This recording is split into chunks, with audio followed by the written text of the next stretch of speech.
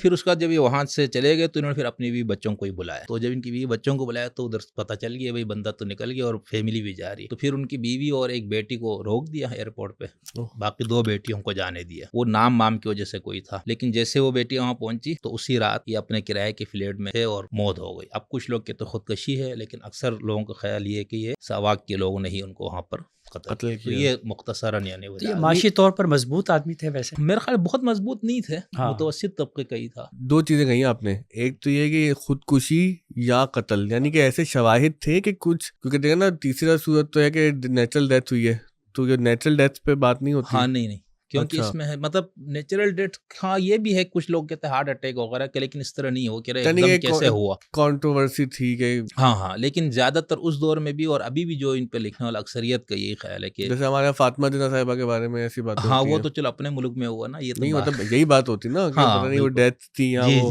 ان کو مرڈر ہوا, اس پہ لوگوں نے بہت لکھا ہے, بہت بات کی ہے کہ ایران سے باہر UK میں ان کا یا تو ڈیتھ ہوئی ہے یا وہ مرڈر ہوا ہے.